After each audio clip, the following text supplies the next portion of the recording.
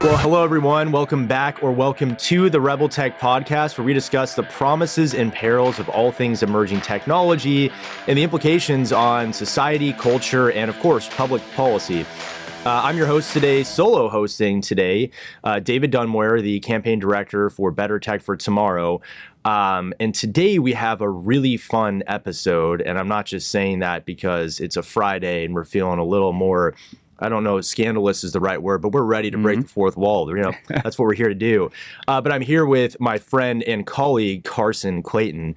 And this is not only the first time we've had somebody who is a different policy area at the foundation come on the show, but we're going to have a discussion about what is, I think, almost the running joke for any time we have a lawmaker in the building, if we're doing events and energy gets brought up. Energy is always followed by artificial intelligence and what we're going to do with all that's happening there. So by way of background, I think a lot of folks who watch this in the Capitol community have seen you walking around the Capitol halls. Carson is our campaign director for Life Powered, where he works with the best team in the state of Texas on policy research and analysis to find ways to make sure we have more affordable, reliable, and abundant energy in Texas. And a whole host of great things in your background, which I'm sure we'll get into at some point in the show. Good. But Carson, welcome to the show, man. Oh, I'm thrilled to be here. I got to say, it's about time. I know. I've been waiting patiently, twiddling my thumbs, thinking this had to happen, sooner rather than later. But no, happy to be here. And like you said, there's very few meetings I have or offices that I visit where, I want to talk about energy and tech and water come up all the time. Especially with water, you can't have energy without water, can't have water without energy. So that's led to us collaborating a little bit more than we might have expected when we both kind of started out here. But I'm happy to do it. Yeah, happy to be here. Well, I mean, there's so many different avenues we can take this discussion. I know we have some questions planned here, but the first, before we kind of get into what will be the meat of this show, do you want to just talk about what are some of the big priorities you guys have looked at during this interim? Where is your mind focused on right now? And even if you want to steer clear of tech for a second and just cut an advertisement, what are you guys working on? Well, I'd say besides what we'll probably dive into quite a bit here, our number one priority this coming session, same as the last session, and it's probably going to take a few sessions before we get it completely squared away, is the reliability of the Texas grid. We've been working on that for a long time, especially after Winter Storm Uri. That was definitely an eye-opener to some of the issues that we need to get adjusted here in Texas. There have been some incremental improvements last session and the session immediately after Uri, but that is our number one priority. And, we do that by advocating for a reliability standard and a firming requirement for the grid. And again, we can definitely get into that a little bit more later. You might have to pull me back. Sure. As we start talking about grid stuff, we can do a whole podcast just on that. But that's going to be our number one priority, as well as going after something we've worked on here in Texas, been successful on, that we've worked on in other states, and that's fighting back against ESG. That's environmental, social, and governance. Yeah. Really started off with Texas leading the way by passing SB 13 2 sessions ago, prohibiting the state of Texas from doing contracts with companies that are boycotting fossil fuels, which is the lifeblood of the Texas economy. Right. Really, supports our universities, supports our public schools, everything that we do here. I think, oil and gas production, they pay something like $72 million a day in royalties and state and local taxes. So any like collusion or conspiracy between a group of folks who are targeting that industry and trying to get rid of it, not just here in Texas, but the United States, that's something we got to fight back against hard. So that's going to be a big priority of ours. Specifically the ESG and pensions bill, which we've done a lot of stuff on here at the foundation. We got research and videos and everything where you can go and learn about that. But excited to work with, probably Senator Hughes and Representative Capriglione on, getting ESG criteria out of the proposals. By the way, you get a prize for referencing Representative Capriglione on the show. Okay. I don't have it on me, but I'm going to have to follow up with you on that. My points increase if the quantity that is correct. Perfect. That is correct. I don't know where all your other guests have scored, but I'm going to get Representative Capriglione here quite a few times. Well, I want to come back to ESG for a second here, and then we'll go into this can go all over the place. But I want to bring it up because ESG, I think, is important in the tech space as well. And I've talked to you about this. I've talked to other, even lawmakers, whether it's cryptocurrency. We look at that as kind of an antidote to a centralized central bank digital currency that with the Federal Reserve under Jerome Powell are pushing, why that's important related to ESG. If ESG is a discrimination against, God-fearing oil companies, mom and pop oil companies in Texas that are denied loans or lines of credit to finance their operations, well, with tech, we're seeing big tech companies working in concert with the federal government to suppress viewpoints they don't agree with, or the trucker convoy prevent Americans from making, or Canadians from making donations to political organizations that are a threat. And I think it's important to show ESG, you guys led the country in this, did you not? Isn't Texas the epicenter for pushing back against some of these movements? Absolutely, especially with the passage of SB 13, like I mentioned 2 sessions ago. That legislation's been used as a model and been passed in states all over the country. And some of the other legislation that we've worked on, I will say last session, SB 833, which I'm trying to remember the author. That I know that Dr. Oliverson passed it there in the House, which he was a great champion for that bill because it was prohibiting insurance companies from discriminating based on ESG factors when they're setting rates in Texas. That was the first of its kind legislation in the country, and we work with partners in other states that are trying to pass similar legislation as well. So there is still some work to do. Like I said, with the pension issue, there's states that are introducing that legislation. It's actually failed in some because of the pushback. We've talked a little bit about some studies that everyone are citing, saying that it's costing us a lot of money. If you just, click that blue link in there, which people fail to do, you see that that's definitely not the case. It is working exactly as it's intended. But it's not just going, ESG isn't targeting just energy companies. They're going after, pro-life organizations, going after firearm manufacturers, things like that. So, and the next big target, it's already starting, but definitely the next big target for the ESG kind of colluding mob there is going to be agriculture. Because, we go after transportation because of carbon emissions, go after generation because of carbon emissions, but this agriculture, Europe, right? It's happening absolutely in Europe, and it's going to be happening here very, very soon. So, agriculture does, there's carbon emissions related to agriculture, but that's our food, right? They're already talking about limiting how we could, our freedom of travel and using ESG for go after firearms and things like that. Attacking energy specifically is just one of the worst things you can do. If they get their way, it will absolutely lead to energy poverty, which it's just poverty. That's what it is. More expensive bills, more expensive everything, because energy is in every single part of our lives, everything that we do all day long. So we're happy to be fighting back against that. Happy for the successes that we've had, and very hopeful for this coming session that we're gonna kind of close up some of these issues. But it's still this is gonna be an issue for a while, and we'll continue working on it here in Texas and across the country. Great. Well, I wanted to give you a second to talk about that because I think it's important work. And the writing has been on the wall for quite some time, and it's good to see Texas. This is an area where, I think moving in here from California, when I saw how lawmakers were willing to be courageous and push back. And we'll, in the show notes too, we'll have SB 833 and 13 and others. To make sure if viewers want more information on it, we can provide that. Really happy that the momentum is definitely not dying down here in Texas. Looking, at the interim charges, Representative Carpiglione and the Pensions, Investment, and Financial Services Committee is recently had a hearing on this exact issue, which my colleague Dr. Brent Bennett, the policy director for Life Power, went to go testify on. And there's an upcoming hearing with Senator Hughes, and I think we're going to have some. Seeing how he runs hearings and what he's focusing on, I think we're going to have some. I think that's going to be an exciting hearing. I think there's going to be a lot happening afterwards. It's funny. Senator Hughes is just. He's the man in so many respects.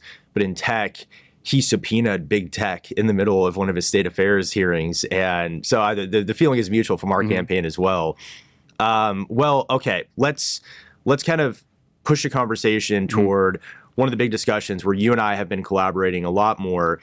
And, the narrative in so many respects that our organization and then, legislatively as well, as Texas goes, so goes the nation. And our mission, of course, is to make Texas and America the freest places on earth.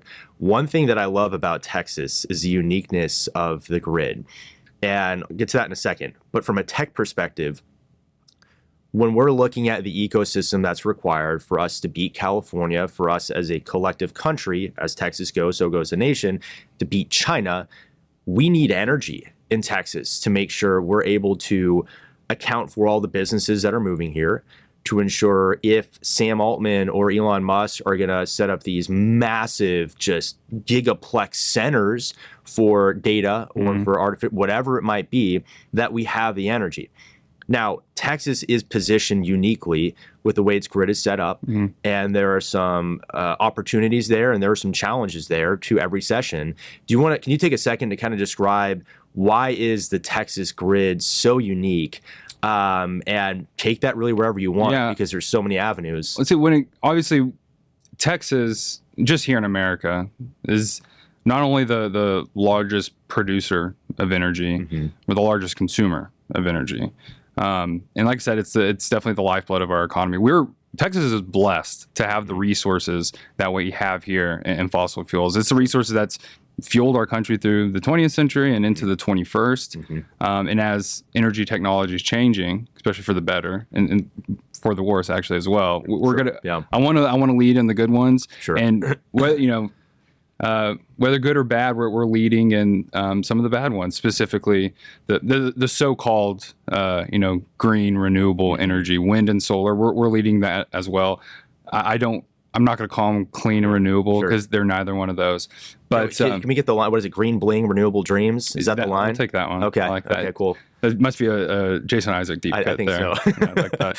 So we're definitely leading in that as well, for better or for worse. So we're definitely uniquely placed with our resources. What's probably a little bit more unique is how our grid infrastructure, our grid as the system is set up. Now we have an independent grid that's unique to the country, and depending on how they separate it or how you look it up. They'll say the United States has 3 grids, or maybe they'll say 5. If you look up an image of, a Google image of United States grids, they'll often show you 3. Right? One that covers the eastern half of the United States, one that covers the western half, and then Texas, which is really cool. Yeah. And that really came. It's almost like those meme maps, Europeans when they think of the country of America, and it's like all these other states and then Texas. Yeah, this is all something, and then just Texas. And how long has that been the case? So, when electricity was first coming about, it was all really kind of locally oriented. So you'd have a local, power plant and a local retail utility that handles generating and selling the power. And that would be, we have similar things in other states now called a vertically integrated monopoly. Sure. Yeah. As power demand grew and power companies grew and power plants grew, they were servicing wider areas, starting to cross state lines and things like that. There was some consolidation of services. In 1935, we had the Federal Power Act passed, which gave the federal government the authority to regulate electricity sales between states. Well, Texas being Texas, very independently minded, we didn't want any part of that, of any extra federal, overwatch or regulation. So we decided not to do that, and we did not. We consolidated our grid just within the state. We did not build connections to neighboring states. There are a few areas up in the Panhandle, a little bit of East Texas, that are connected to neighboring grids, but for the most part, our grid's isolated, and we have ERCOT, the Electric Reliability Council of Texas, that is the balancing authority here, and the PUC that comes up with a lot of the regulations when it comes to generation. So we are uniquely placed there, and we don't have a lot of oversight from the federal government, which is good for us because, first of all, we just don't have them breathing down our necks, and we don't have to wait on them when it comes to permitting and construction. We're able to build a lot quicker here, especially when it comes to transmission. There is, there are efforts that have been for a while, and they've picked up recently to connect grid to the neighboring, the Texas grid to the neighboring grids. Most recently, I think it's Representative Greg Kazar, who's from here in Austin, I believe. Yeah. Who's former city council member and noted faster for, I believe he went 8 hours without consuming water or food, which is just. Well, I do that too sometimes. The water part, and I forget, my girlfriend has reminded me to drink water, but I go much longer every day without eating. But good for him.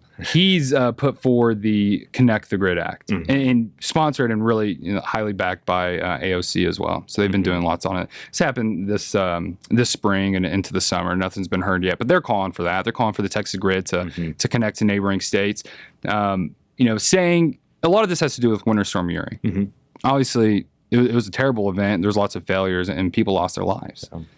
So when they're talking about connecting the grid, the number one talking point they will use is it's going to save lives. And that if we have another Winter Storm Uri, we could just we're gonna import power from our neighbors.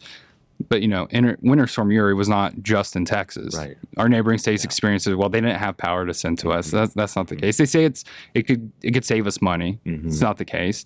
It's going to cost a lot of money to build these DC lines to connect them, and that goes on your bill, my bill, and your bill.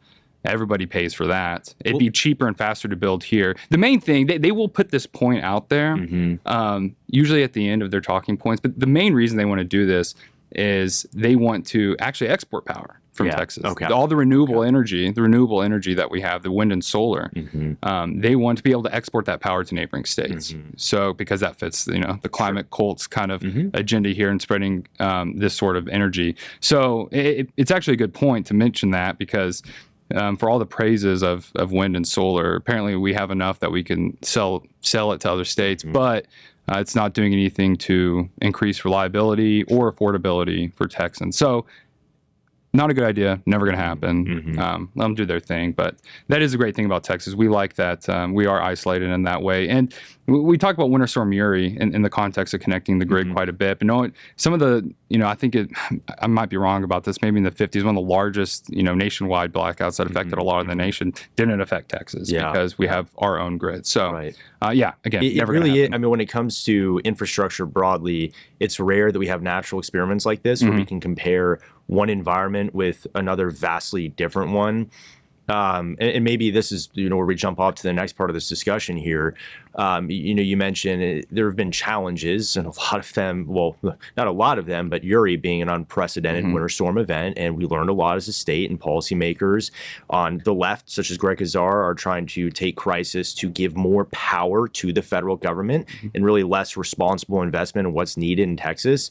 But then you're seeing lawmakers in Texas who are actually clear-eyed and clear-hearted, knowing what the courageous policy response is, and we've seen some positive change. So to take it to where we're at today, I won't say the date because our videographer told me that this will reveal our editing period. I just broke the fourth wall. You're the president of the United States, Carson Clayton, and you're giving your State of the Union, and you're asked the question, what is the state of energy in Texas? Where are we at right now? What's the rating, and where are the opportunities for us as a state? Well, I would say if I was the president of the United States, I'd tell them to go ask Texas because Texans control Texas power, and that's the way it should be. Sure. How the grid is right now, we're in a good spot, but there's lots of improvements that need to be made. Right. There's lots of questions recently about demand. And I'm sure we'll get into that a little bit, but demand is increasing since I've been here doing this job. I mean, we're continually setting demand records.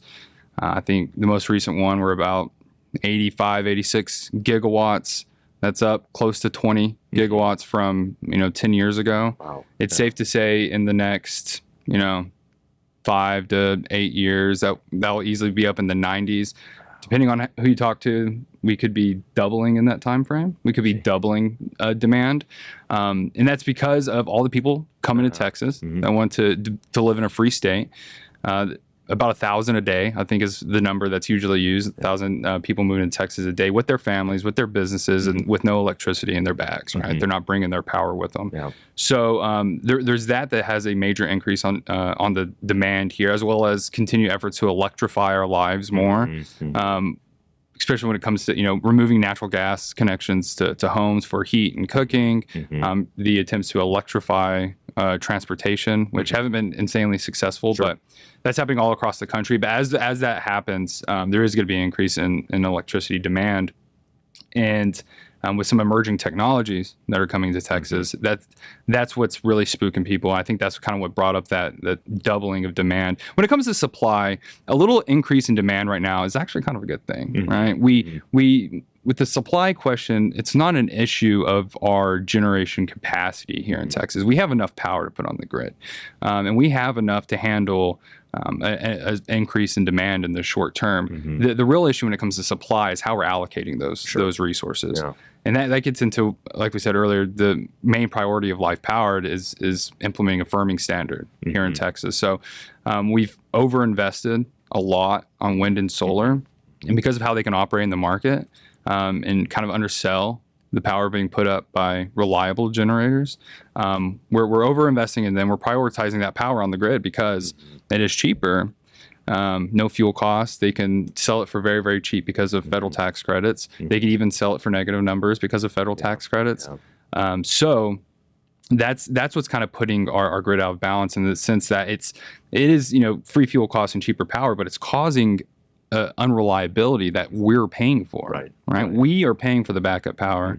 We're paying for everyone that's kind of sitting, the rucking, the power plant sitting on the side waiting to turn on whenever solar fails, as it does every single day when the sun goes down. So not so much of a supply issue as much as a supply allocation issue.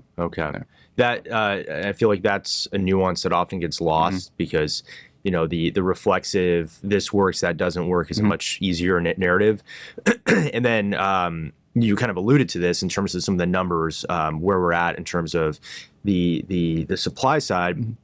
There was the Senate Business and Commerce hearing, and there was a lot of discussion about data centers and the new titans of industry that are coming to Texas and setting up shop here, which of course Governor Abbott, the big three, all chambers and the governor, that's what we want. This is the Texas miracle manifesting itself in 2024 and onward. But there was some discussion about we're going to need more energy. And there's some numbers thrown out there. I don't know if you want to touch on any of those or some of the narratives surrounding that, because that was big in the ledge community. Absolutely. You can't have the demand growth conversation without mentioning that hearing from June. Right. And like I said, a little bit of increase in demand right now we can handle, but looking 10, 15, 20 years down into the future, the demand increase is not going to stop. So we are going to need additional base load power, right? Combined cycle natural gas plants, nuclear energy, because of some of the grid conditions that I just talked about with wind and solar in the market. It's not profitable. It's very hard for them to build something like that here. But yes, so in that committee hearing, there was folks from ERCOT testifying.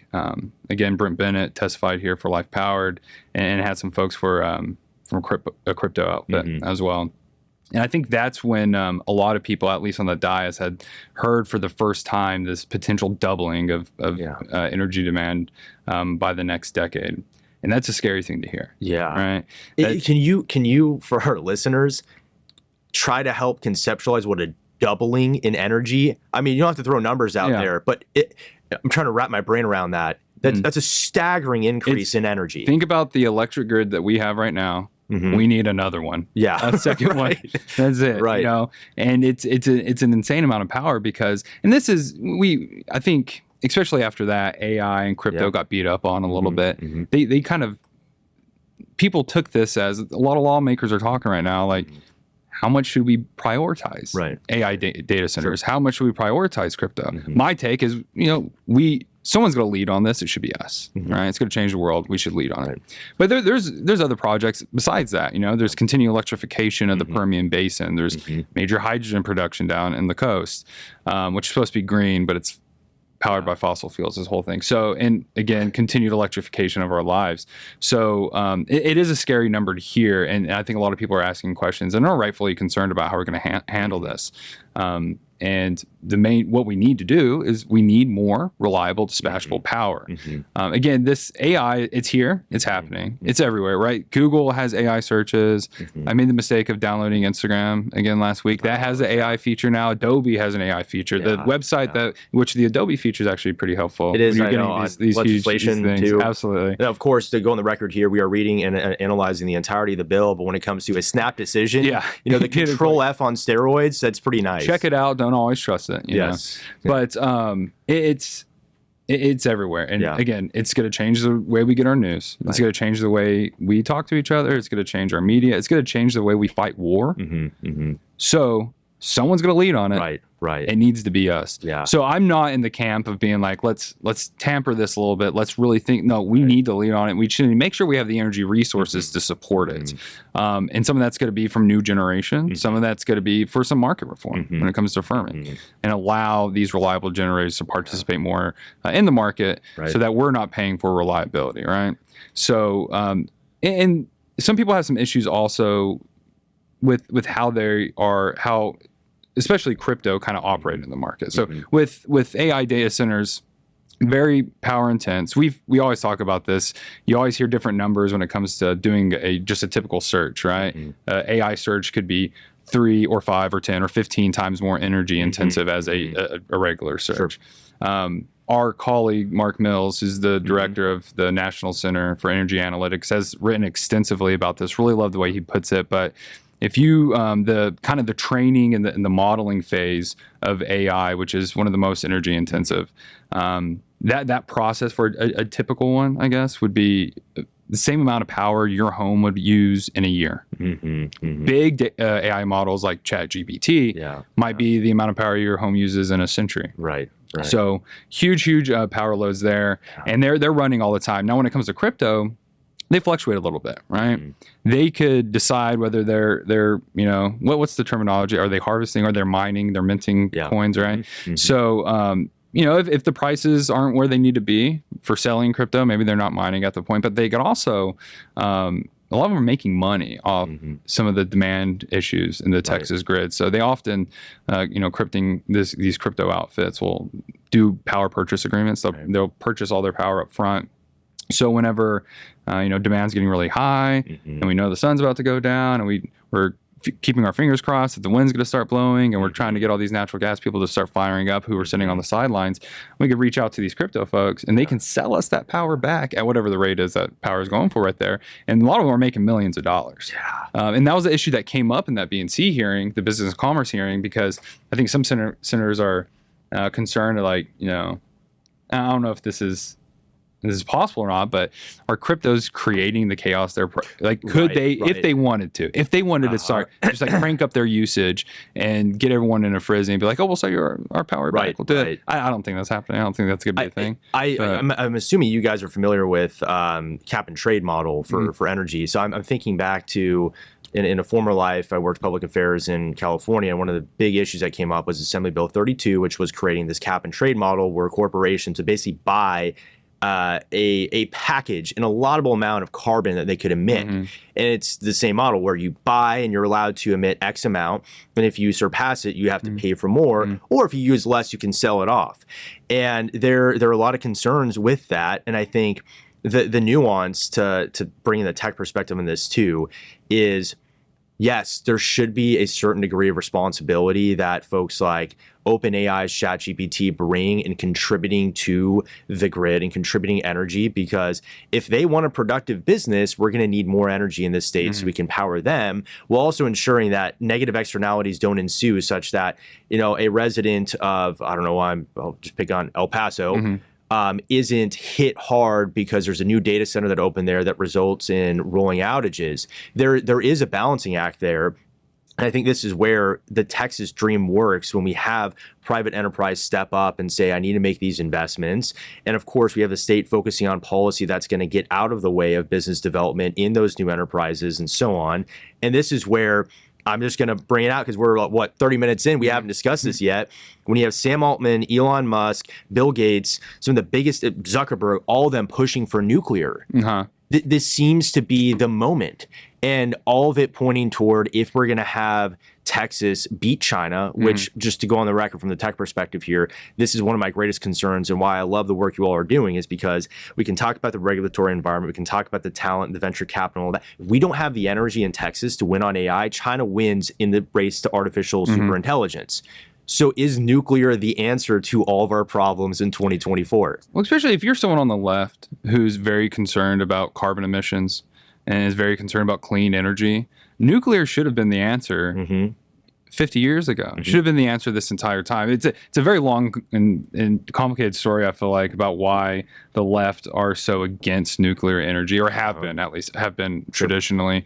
And a lot of that has to do with nuclear proliferation and things like that. You still have folks like Greenpeace, I think, are still avid anti-nuclear and environmentalists. I saw a documentary on them recently, and I won't really comment fully on them, but it's just amazing they're still around. Yeah, I'll just leave it at that. Well, I think their founder, Patrick Moore, who's not on that side anymore, who's written a lot of books about, he talks and writes a lot about kind of the climate hysteria. So if that's your concern, carbon emissions, if that's your concern, yes, we should have been advocating for this a long time ago, because of the kind of the messaging around nuclear, the fear around nuclear, the automatic connecting of nuclear energy to nuclear power.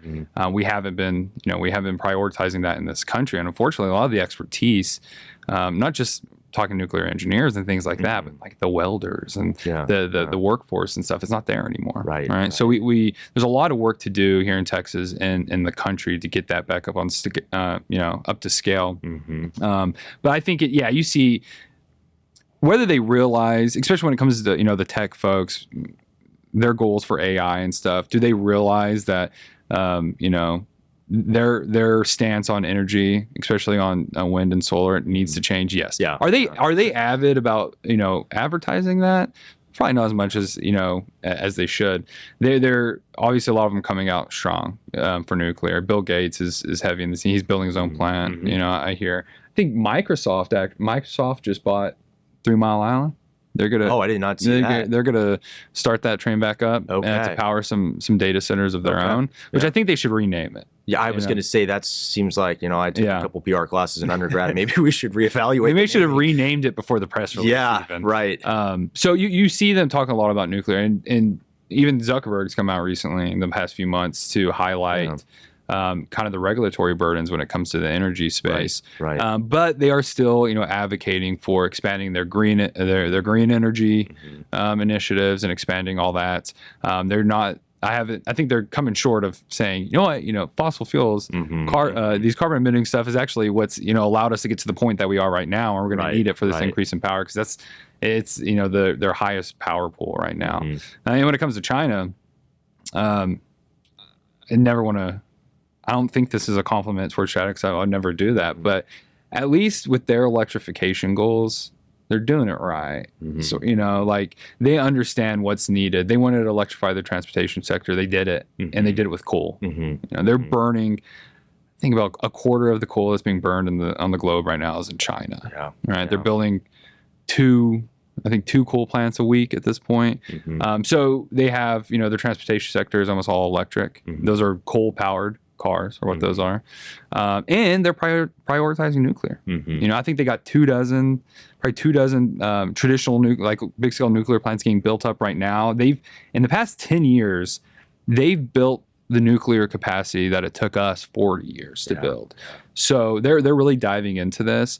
I don't think it's for their conscience. I don't think they're doing it because they want to be green. I agree with our colleague Chuck DeVore. I think they're preparing for what is, I think, inevitably a war at some point in the Pacific. So, and he's written lots about that. You should definitely check it out. But because they're importing petroleum products, they're expanding their coal to liquid process where you can use that for like lubricants and fuel and things like that.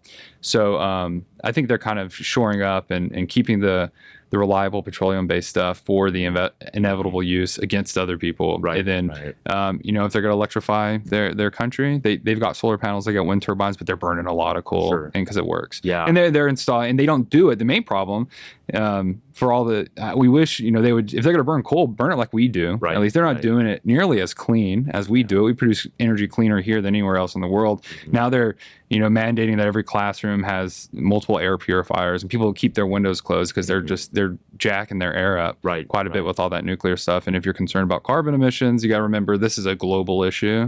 So if you're not concerned that much at all, like me, or if you're very, very concerned like other people, you got to remember there's little point in trying to go after our natural gas, which has resulted in lower carbon emissions, from any other technology really, and maybe go after China and like India and things like that. But not against coal.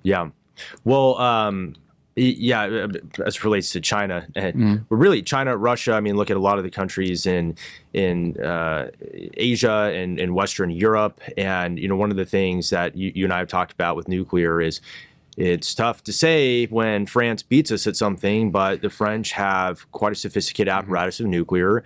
In fact, if we're able to pull this, I don't know if we can add this as an overlay, but Russia has these naval ships called icebreakers. And it's basically anytime a ship gets stranded at sea, they send this big behemoth of a ship to break the ice and free it up so they can bring the boat to safety. If we can get a clip of that, and it's nuclear propulsion powered.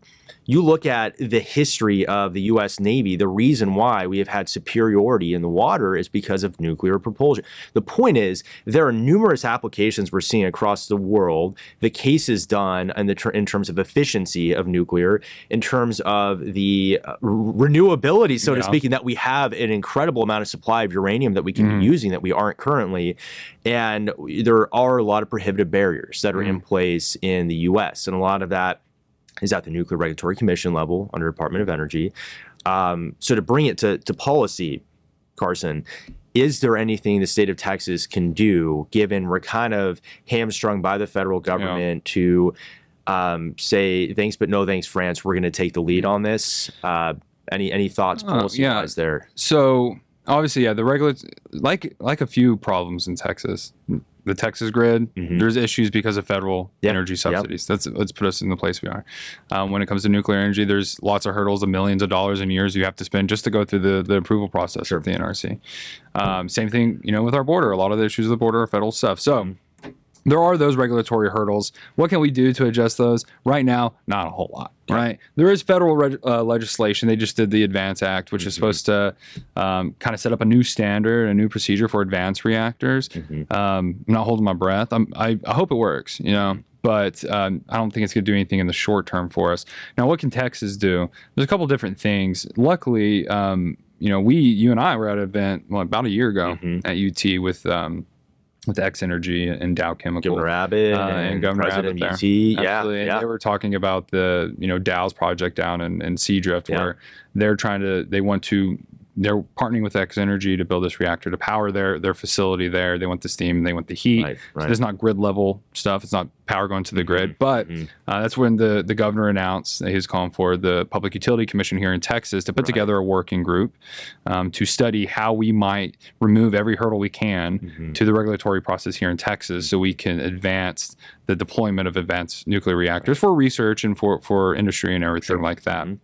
So that working group's been meeting, coming on, closing in on a year now, looks like, and they got a report coming out in December. So we've been keeping close eyes on that, and that's ran by Commissioner Glautfeldt, and Jimmy Glautfeldt, and at the PUC.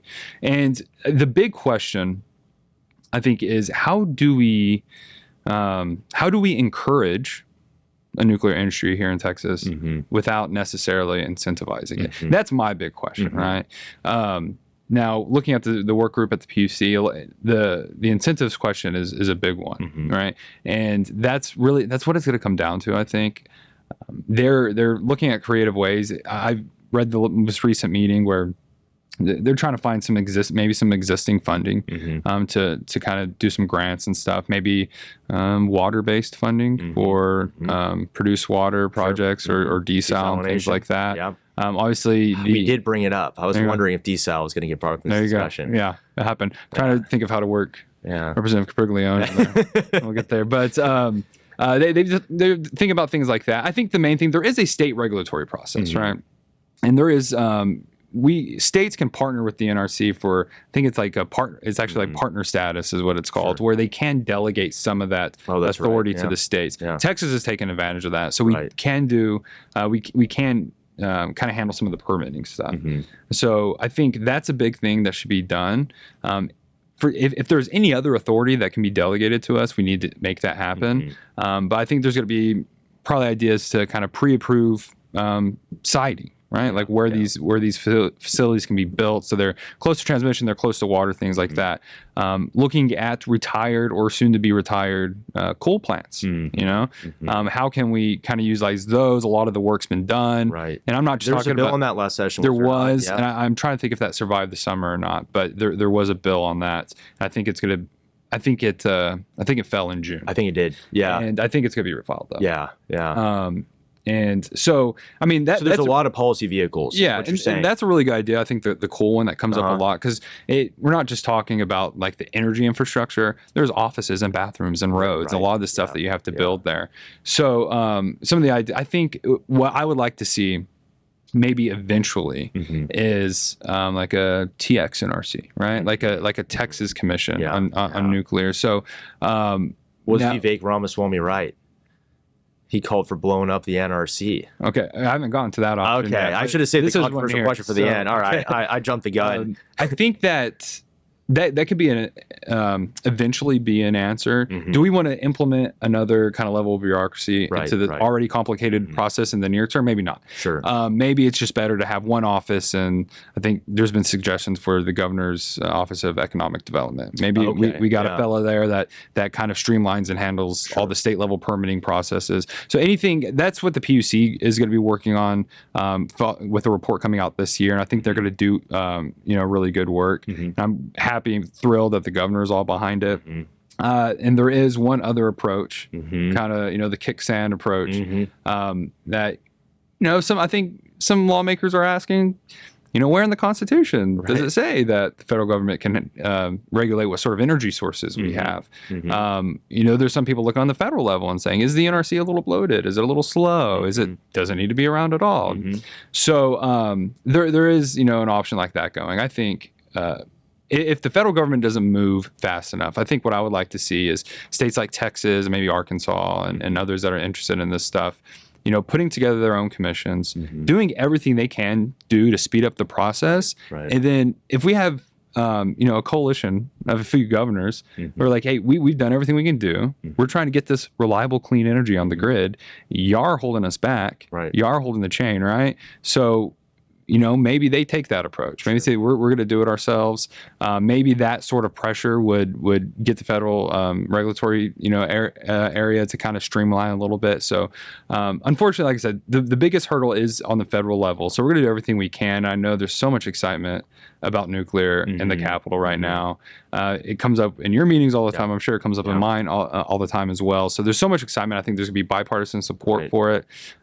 So everything we can do will be done. I think you just underscored a perfect point, and this is where oftentimes, especially Zach Whiting and I will kind of conspire about there's the ivory tower think tank approach to doing public policy. Of which certain organizations, that's their prerogative, and a lot of them are in Washington, D.C. What we try to do here is, of course, objective analysis undergirds everything. But what is the reality? And I think what you just said, correct me if I'm wrong, is that we should be doing everything we can to ensure that we're reducing regulatory barriers to nuclear and finding ways to streamline that process. That being said, the excitement and momentum surrounding it shouldn't be such that we put all of our focus on nuclear, because it's going to take time. And I'm an optimist. I'm a forever optimist. And I know even if it's small modular reactors, which is everyone's talking about right now, that isn't going to be sufficient such that we can make the investments. And in 3 years, we have the doubling of gigawatts. It's going to take decades. Is that right? Yes. And I should clarify something. When I talk about nuclear in Texas, I am not talking about traditional nuclear power plants. Sure. It's not going to happen. Not going to happen anytime soon. I am talking specifically about SMRs. Right. And I'm really talking about, I'm not talking about anything that puts power on the grid, right? These are going to be like load mitigation, something like Dow's trying to do, or an AI data center is going to try to do, or crypto. It's going to be these small modular reactors. You're going to have to do a power purchase agreement with a few customers so they know where their power is going, because it's our grid will not allow large scale deployment of nuclear right now. It's for the same reason it's so hard to build baseload natural gas power in Texas. Our grid does not, our market does not value capacity in generation resources. We have reliable generators like natural gas, coal, nuclear. We have the unreliables like wind and solar. They're paid as if they're providing the exact same product, and they absolutely are not. Right. We don't value the capacity, what a plant can actually put onto the grid, and that's what's causing a whole lot of our issues, and that's what we're doing with Life Powered and trying to implement a firming standard. like we said earlier, the unreliable generators are they might have no fuel costs, be a little cheaper, but they're causing an unreliability that we're all paying for, and it's squeezing others out of the market. So implementing a firming standard where they pay for the unreliability that they impose on the system would open it up a little bit for combined cycle, more natural gas, and for nuclear. So first step, if we're talking about hurdles to nuclear, the very first step is firming the grid. That's the first one. But until that happens, that's gonna be a multi-session thing. It's gonna be focused on SMR stuff. And I don't think it's gonna be. I would be shocked if we see, anything deployed this decade. Right. But there's good stuff. We got ACU. I know. They're moving That's, quickly. I'm TCU alum, but what is it? ACU Wildcats or the Wildcats? Right? I think they're the Wildcats. Somebody's going to fact check me on that. Made it this far, but that is. I was talking to folks in water, about desalination, and ACU is kind of being stated as one of the great avenues that this state will realize tremendous benefits from in nuclear. And I think that's something, the PUC Commission, I'm glad you brought that up, and the report subsequently there, ACU, what they're working on, and then a lot of titans of industry who are coming here to Texas. Oklo is one company that I know you all have had discussions with, and there's been events, and, X Energy and all. It's, and my optimist is showing again, even though it's going to take time before we see the full benefits realized of nuclear, I think this is an opportunity where tech bros and energy titans are really coming together and recognizing there might be an unlikely partnership, and we'll capitalize on that wherever we can. And it's not even just, people like me and people like you. I mean, I focus on the generation stuff, you focus on the tech stuff, but there's so much more to it. Like I said, the universities are going to be a huge part of this. We need to make sure we're getting programs in the universities and we're hiring the researchers that we need.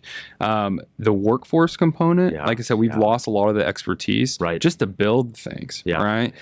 Education and messaging is a huge one. And I think getting these small reactors, research reactors, especially like at these universities, are going to be good for the messaging aspect once we are at a place where we can start building large scale nuclear. Everyone loves nuclear. This is based on polling we've done and we've seen elsewhere. Everyone loves nuclear. They love it. Do you want one in your county? No, they don't. It's NIMBYism. So we could say, hey, listen, there's one at UT, there's one at ACU, there's one at Texas Tech, there's one here. Like, everything's fine, right? Like, this is safe. We can do this. So there's so much more that, like I said, the education aspect, the workforce, the mineral and resource management aspect of it. There's a lot more that goes into it. So there's going to be lots of collaboration for lots of folks. And I really, I'm really happy that the governor called for the PUC to put that group together, and that Jimmy Glotfeldt is running that, because they're considering all of these things and how we can kind of advance in that. And we're the world capital of energy here in Texas, but we need to be the world leader in nuclear as well. So good first steps so far. No, I agree. And, maybe one of my favorite billboards and bumper stickers in Texas. And I think the first time I saw it was when I was going to TCU and I was driving in from California through Midland, Odessa. We get our oil and gas from Midland, not Russia. And how great would it be if we can continue the push for Texas to be its own independent energy powerhouse with nuclear?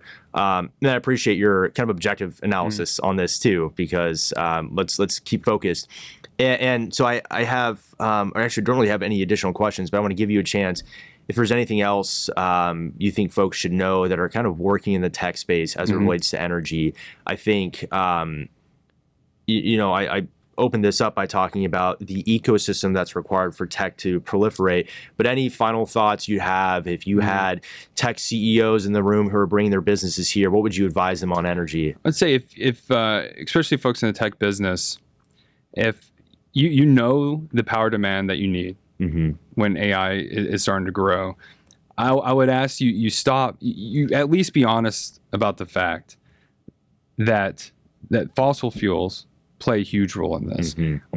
A lot of people, they have to have their carbon commitments, and they have to expand their renewable energy requirements and things like that.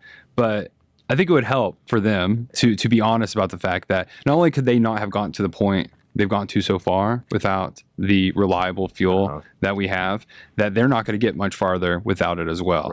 We can't do the freedom to improve our industries and our technologies are provided by the use of fossil fuels. It's provided us the life that we all live right now. So I think any any move towards, slowing attacks against fossil fuels would be helpful. I think it would be, you come off much more genuine and honest, and just acknowledging the realities of our energy space and what's needed for it, I think will kind of, hopefully calm some of the discord when it comes to these issues, especially when it comes to energy generation. And it maybe prove to lessen how divisive it all is. Yeah. No, that's well said. And it's almost as if you were like cutting an advertisement for that Apple Earth Day thing. Do you remember this? Is that what the commercial with the? Yes. Yeah. There's a commercial they did. For folks who didn't see this, don't watch it. But No, it's a good like a cringy moment. If you like feeling that weird, uncomfortable feeling, why is this if happening? your favorite episode of The Office is Scott's Tots, you're gonna love this. It's Tim Cook interacting with Mother Nature and basically talking about how our whole ecosystem is doomed for cataclysmic demise because of oil and gas, and we can mine cobalt in the Democratic Republic of Congo on child labor and sweat labor, and not worry about that. But here in America, we're going to be concerned, despite the fact that our products use petrochemicals and oil and gas. But anyways, I digress.